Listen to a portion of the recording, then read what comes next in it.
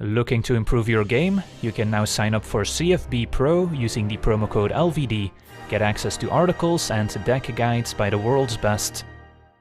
Hello and welcome to another MTG Arena gameplay video. Today we're taking a look at another historic deck, and as voted on by my supporters on Patreon, we're taking a look at Journey to Eternity, a black-green graveyard deck featuring the 3-mana legendary enchantment aura from Rivals of Ixalan that enchants one of our creatures, and when the enchanted creature dies, we get to return it to the battlefield under our control, and we also get to transform Journey to Eternity into Cave of Eternity, a legendary land that makes 1 mana of any color, and for 5 mana we can tap Cave to Eternity and return target creature card from our graveyard to the battlefield, so we get access to this very powerful repeatable reanimation engine.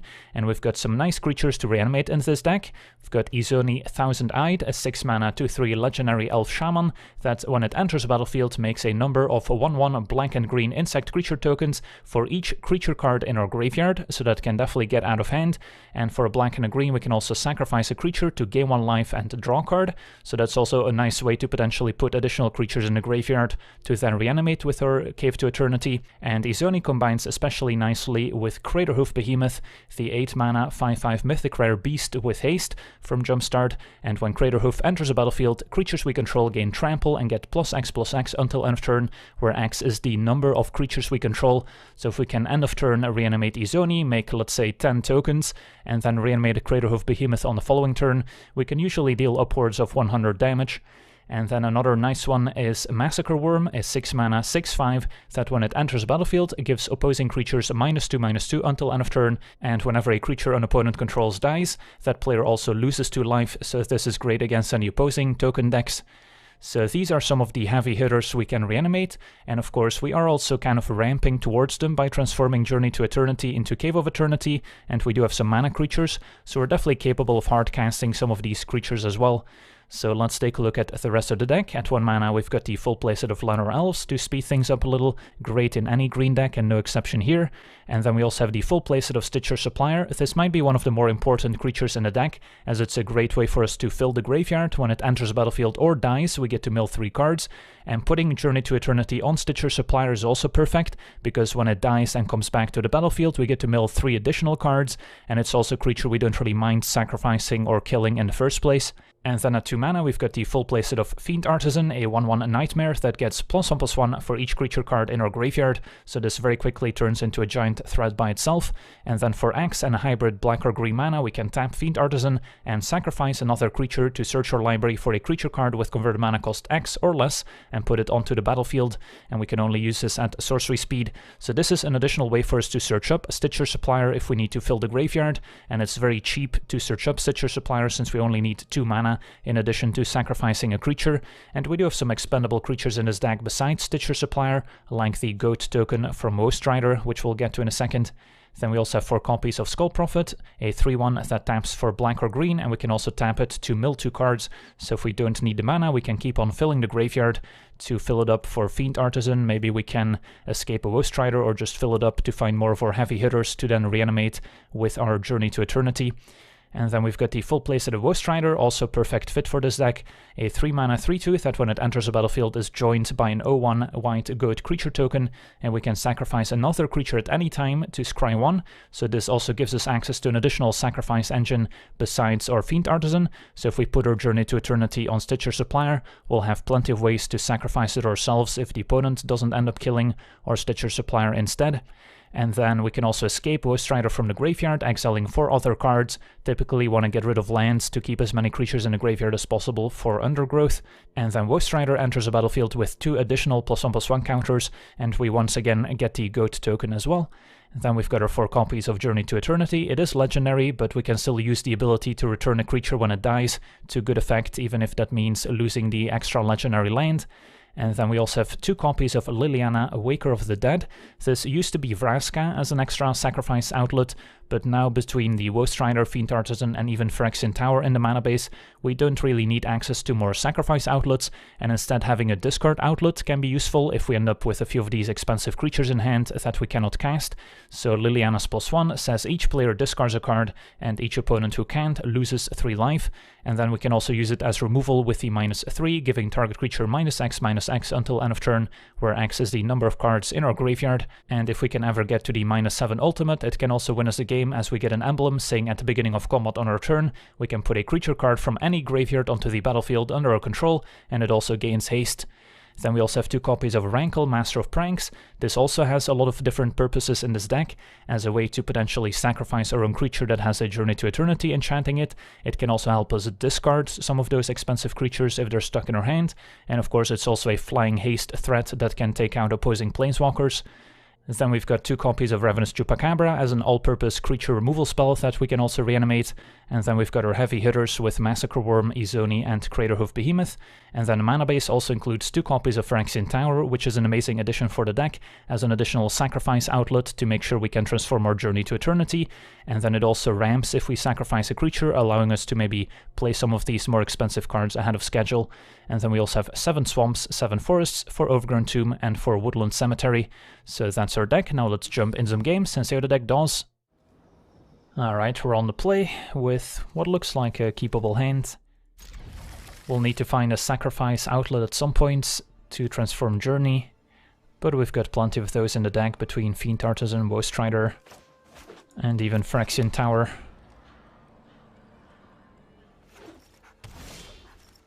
Turn 1 Forgotten Cave, so this could be a Goblins deck.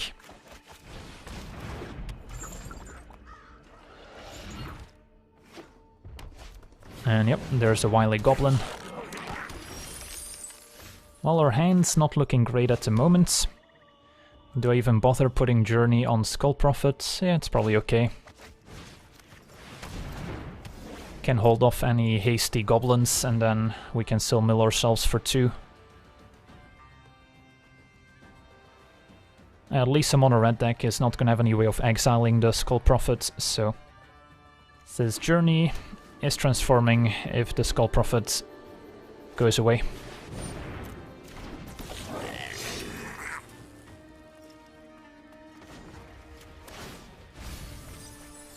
Sadly, we milled Phyrexian Tower.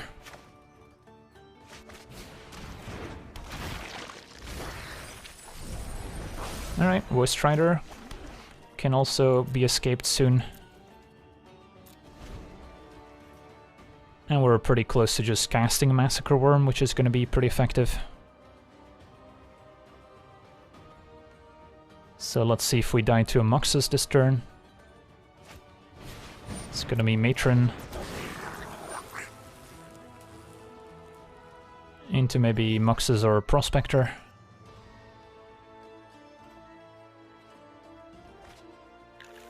And there's Prospector. But no other plays for now, so let's mill for 2. And land is a good draw. So let's play Massacre Worm.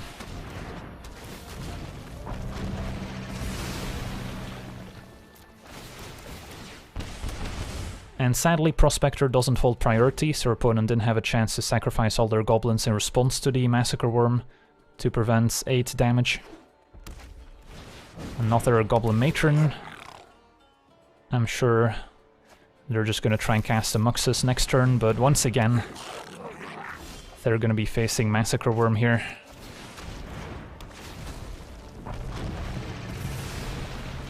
And once again, Prospector doesn't hold priority, so your opponent ends up taking more damage than they should have.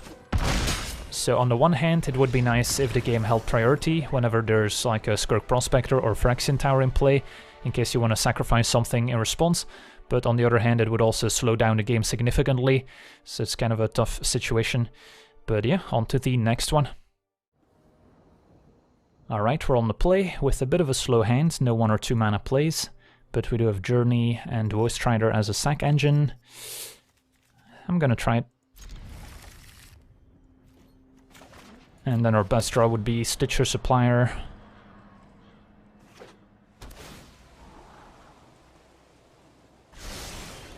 Alright, I'll take an Elves.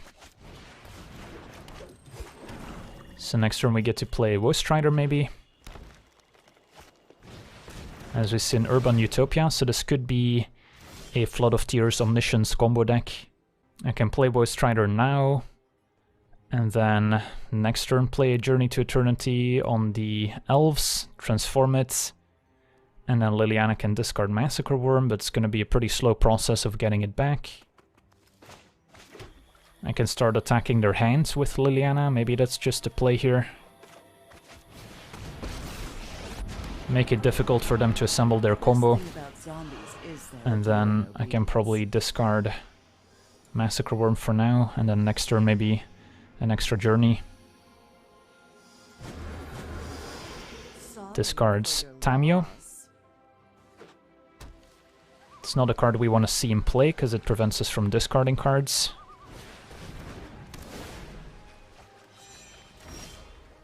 Alright, Fiend Artisan's nice, because that means I can search up a Stitcher Supplier next turn.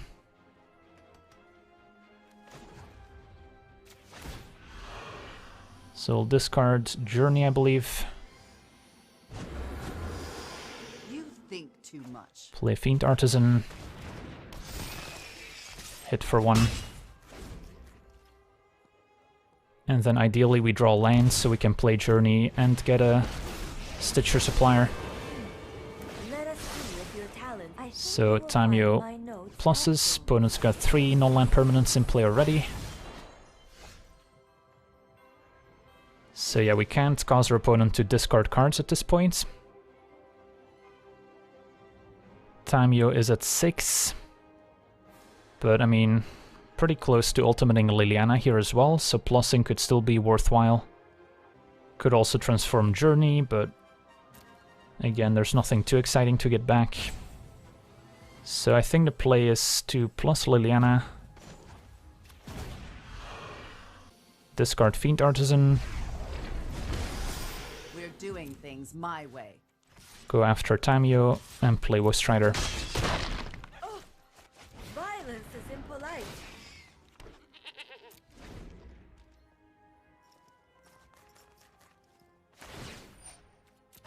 So Tamio couldn't minus 3 anymore. No Flood of Tears in the graveyard yet, but that's maybe what they're looking for. Tries to find a Narset instead. They did reveal a Flood of Tears, so maybe they had one in hand, but they can't cast it at the moment. And it's just a Risen Reef.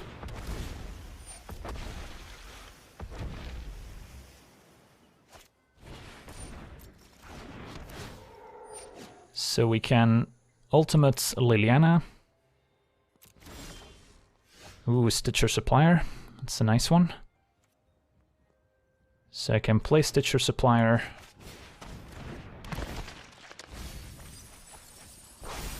Play Journey on Supplier. Sacrifice it to the Ghost Rider. The Scry, I guess, doesn't matter here.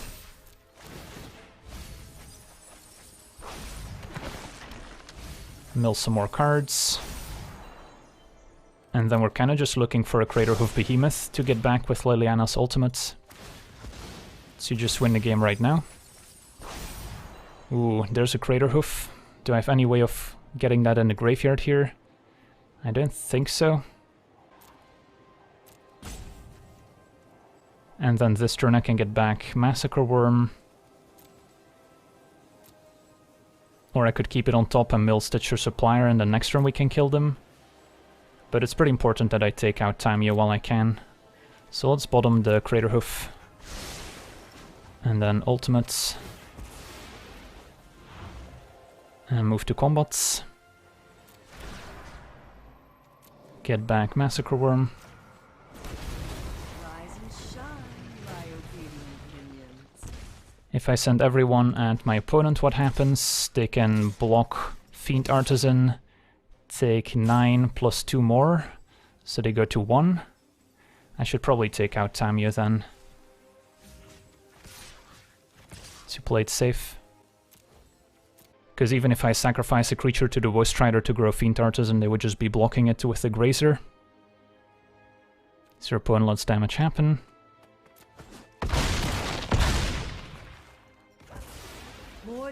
We'll pass. We were so close to getting the kill with Craterhoof.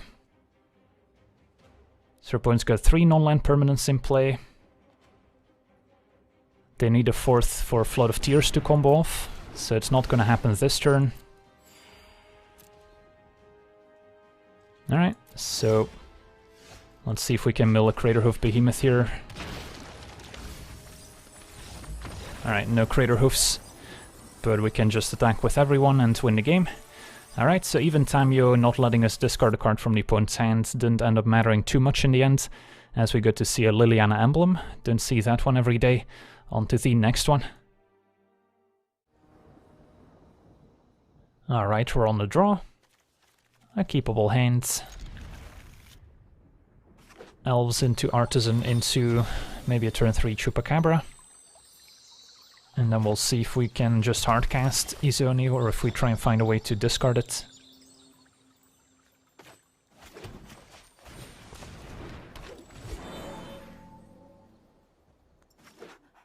Facing Grixis, probably control. So our game plan's pretty simple. If we can transform Journey, we probably win the game. If not, it's going to be an uphill battle.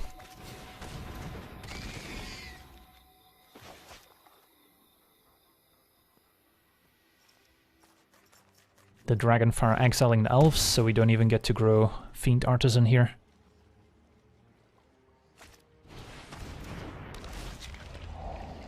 Lazav, so they might be playing the Lazav plus Kroxa combo as well.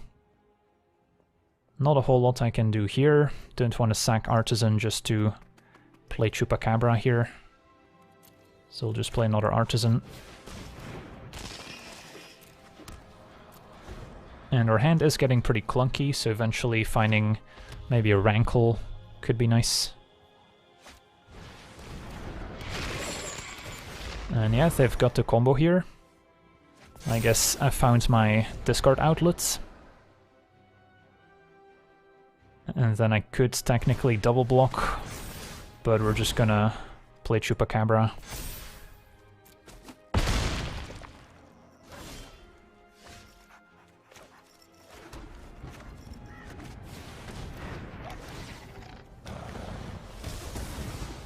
And hit for 6.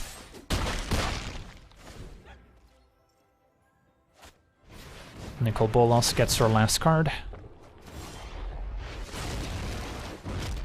Alright, elves means I can maybe sacrifice the elves to the Fiend Artisan. And what are we searching up? X equals 2, I can get another Fiend Artisan.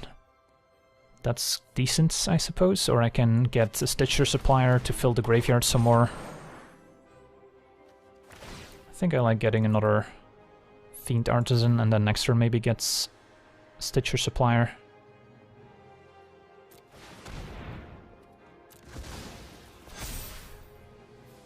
Although getting Supplier now would let me attack with the untapped Fiend Artisan that we still have. No, let's get more Fiend Artisans. And then do I want to trade here? I guess I don't hate it, but I may be better off waiting. Especially if they have another Nicol Bolas in hand.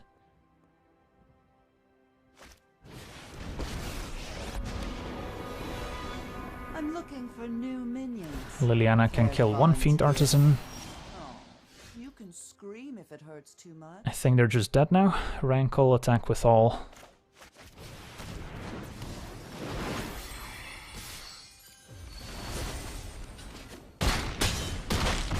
Alright, so interesting game against Grixis Titan Shift deck with the Kroxa plus Lazav combo. On to the next one. Alright, we're on the draw. This hand's not gonna cut it. This is a bit better. Don't have a Journey to Eternity, but we get to go Supplier into probably Fiend Artisan on 2. And then turn 3 I can maybe just activate the Fiend Artisan. So I think I can get rid of Skull Prophet here and then keep Chupacabra as a bit of interaction. Ooh, there's Journey to Eternity. And we'll have the Fiend Artisan in play to make sure we can transform Journey.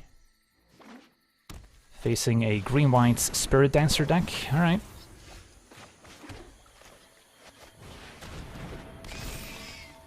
And in the graveyards, there's nothing too exciting to get back right away.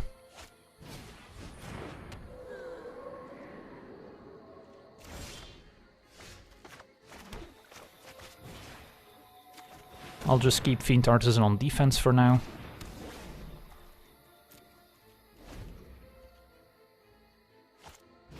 Second Alseid. They are missing some auras to put on their Spirit Dancer. So with this I can only use at sorcery speed, so I'll have to do it now. And then I probably just get another Stitcher Supplier, and then we can play the Elf, or I can play Chupacabra, but they've got double Alseid to protect it anyway. So yeah, let's get another Stitcher Supplier here. X equals 1.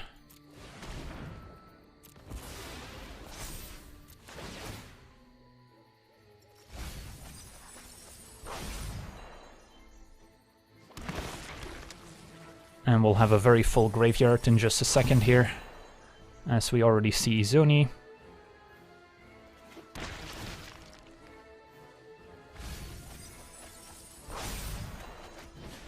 And we'll have no difficulty activating our Cave to Eternity next turn. So Izoni looks like a nice first target, and our opponent just concedes, as they're too far behind. Alright, sweet, on to the next one. Alright, we're on the draw, and this Fiend Artisan is going to get very large very quickly. Don't hate it. Triple Stitcher Supplier, we're in great shape if we ever find a Journey to Eternity. Definitely playing Fiend Artisan on turn 2, so on turn 3 we can play a couple more Suppliers and grow the Fiend Artisan.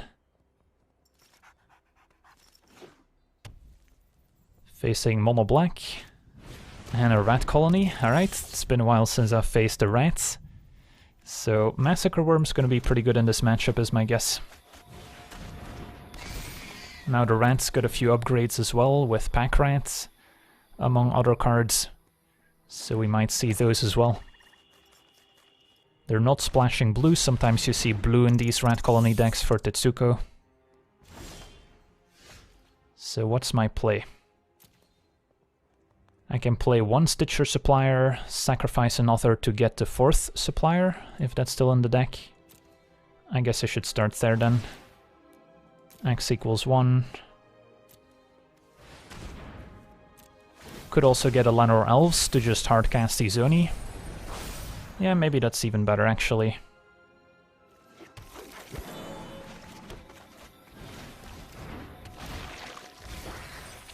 And then Izoni just makes a million tokens to block the rat colony. In the meantime, Fiend Artisan a 7/7. And it's only gonna get bigger. Alright, Piper of the Swarm gives rats menace, so we can't single block them, so I'll take 6. So what's my play for now? Can escape Ghost Rider, that's not terrible. And then maybe attack with a Fiend Artisan. Or we can stay back to block and then next turn just slam down an Izoni to win the game essentially. Anything else I can get with a Fiend Artisan here? I guess I can search up another Ghost Rider as well, sacking Supplier. Yeah, that doesn't sound terrible. Rankle would also be decent. So we've got a lot of options. I'll go with Ghost Rider here.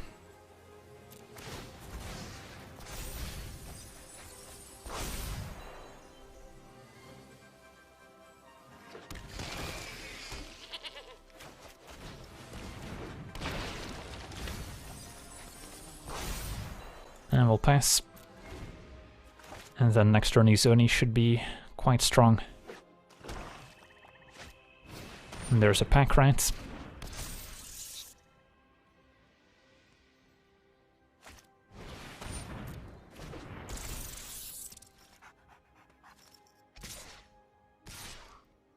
So we can double block one of the rats. And even get a bit of scry value here by sacking the goat. Although I guess it's gonna get milled by the Supplier, but I can get rid of any non-creature spell essentially. Elves can go to the graveyard.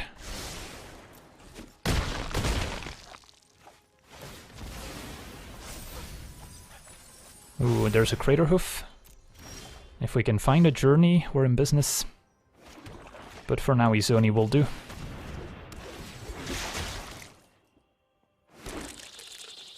Yeah, let's attack with a Fiend Artisan, why not?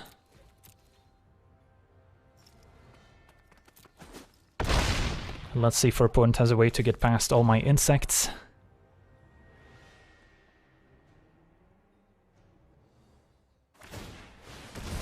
Piper steals Fiend Artisan, but that's not gonna do it here. Alright. Sweet. On to the next one.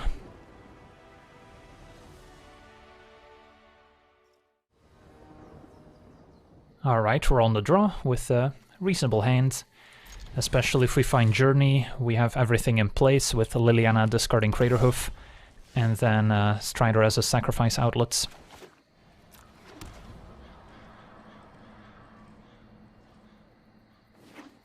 Facing a blue-red Riddle form deck, so we're gonna get attacked by a bunch of flying creatures. And yeah, we don't have any flying creatures at the moment to get in the way. Don't have that many in the deck. Rankle is one of them. So this could be a tough matchup.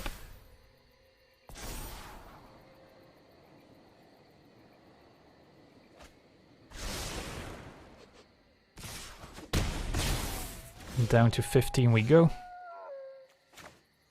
Playing Liliana doesn't really accomplish all that much. It soaks up a bit of damage. I think I would rather just play Woe Strider for now. And hit for 3.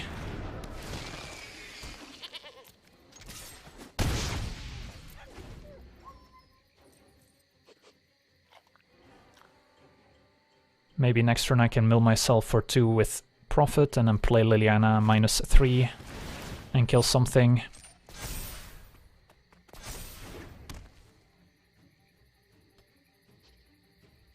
And yeah, we're taking quite a beating here. It's gonna be shocked to take out Strider. I'll keep the Goat around since it can be useful if we draw a Rankle.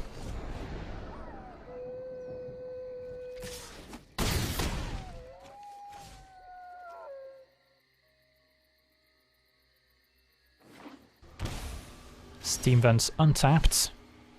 That doesn't bode well. Maybe a Spell Pierce here. So I mean, I can mill myself for 2 with Skull Prophet. Then we have 3 cards in graveyard. That's still not enough for Liliana to take out Dorat.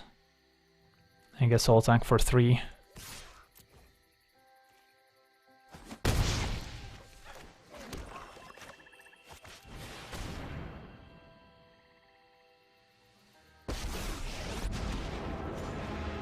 Every death is an opportunity to increase my influence. Discard Crater Hoof.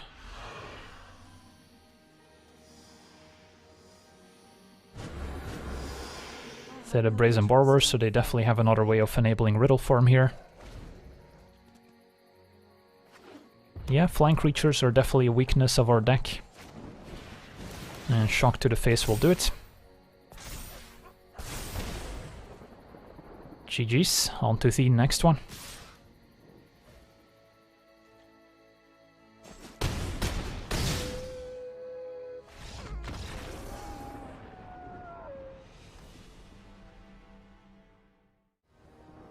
Alright, we're on the play with a pretty nice hand.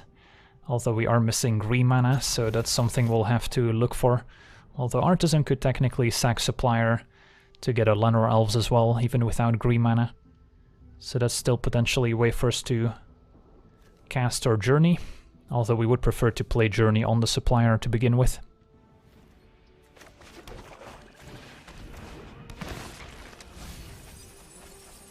We mill the Rankle.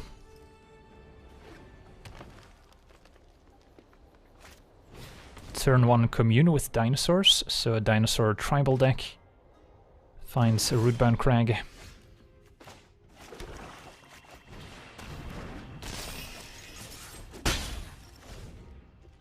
So not sure yet if I'm sacking Supplier for an elf. or if we're doing something else. Alright, there's a green mana.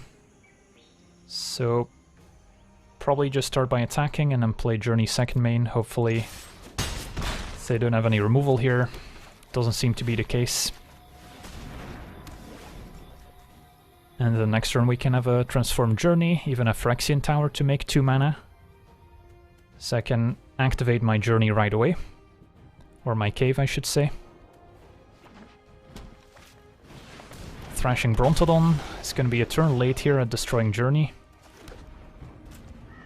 Make 2 mana, sacking Supplier. Hope to mill something juicy.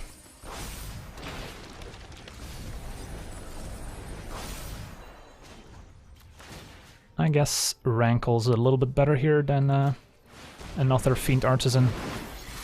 Attack with both. And then we can sacrifice Supplier to the Rankle trigger.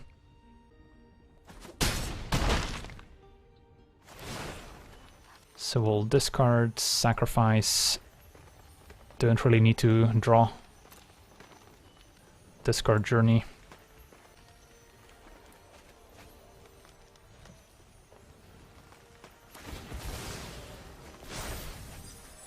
There's Izoni and Chupacabra, so now our graveyard is nicely stocked.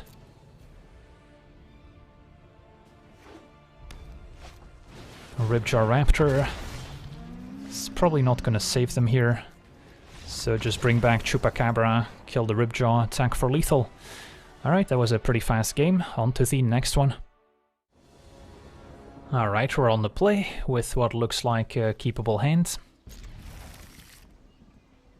We'll have to shock ourselves to play turn 1 Elves, but then next turn we get to go Prophet plus Supplier, hopefully find a Journey to Eternity soon.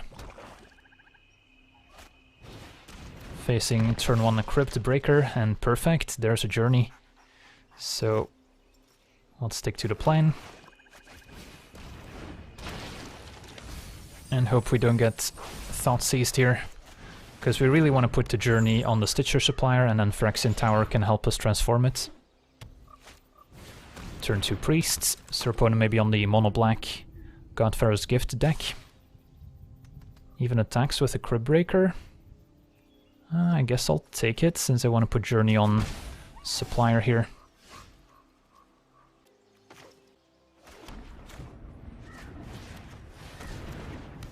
And then I guess I don't have to sacrifice it to Phyrexian Tower right away, so we'll play another Elves instead. Because the mono-black deck's usually not going to have any ways of messing with my enchantment or exiling my creature here. And then I get to mill myself with Skull Prophets, and next turn we should be able to activate the Cave.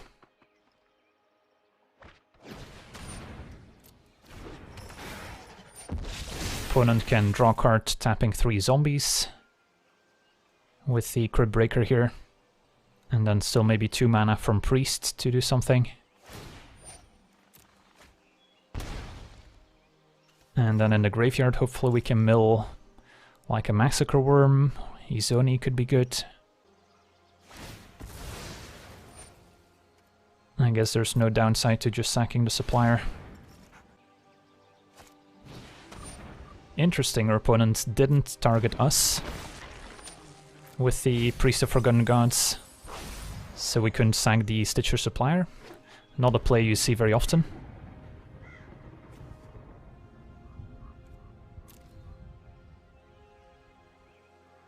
So there's a Gate to the Afterlife to combo with Godfarrow's Gift. End of turn we can mill ourselves with Prophets. And there's Woe Strider as well. Alright, so our opponent had a pretty efficient turn here.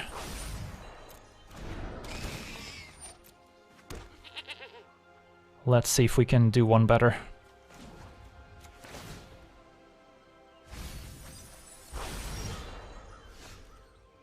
Alright, so probably start by sacrificing Stitcher Supplier to Phyrexian Tower.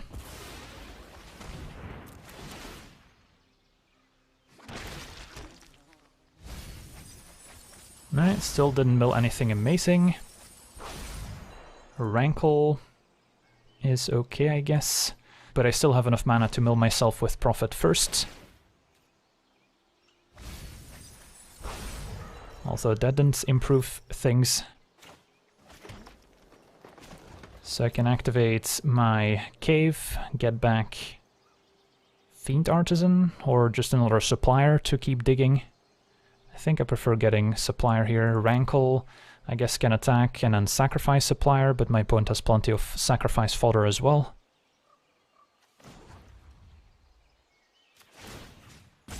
Just get another supplier. And then hopefully next turn we can find something juicy. I like this Craterhoof Behemoth is looking mighty fine.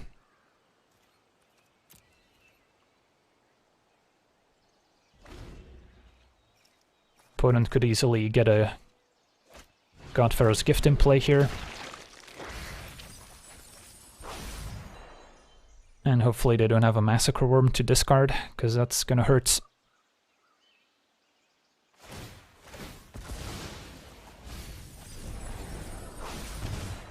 And we'll sacrifice Stitcher Supplier.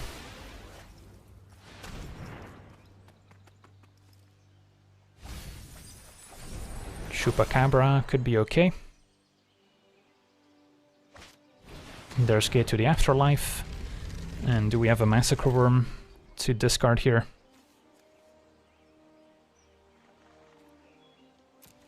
That's what they need. Otherwise they might just be dead to Craterhoof. Alright, transforms Gates. They get one more trigger to discard. Discards Fiend Artisan. So no Massacre Worms. Gate gets Gift. And we'll see what they get.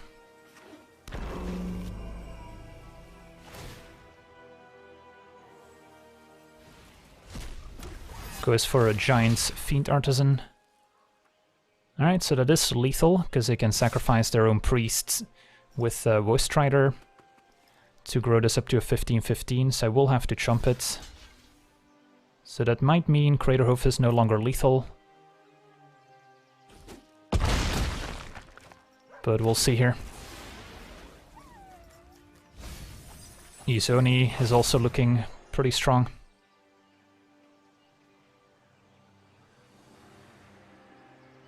Opponent's got one more mana, and they concede. Ah, it's too bad.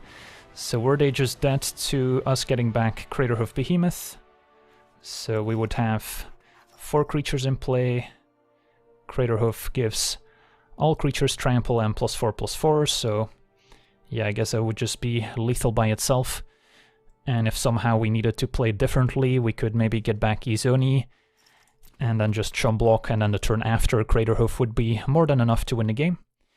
Alright, so we got to kind of beat the metagame version of our black-green Journey deck. I do think the mono-black Gift deck is a bit more consistent than our black-green Journey deck, but we can potentially go over the top even if they manage to get the Gift in play, if we get to chain together cards like Izoni and Craterhoof Behemoth, as we saw in this match.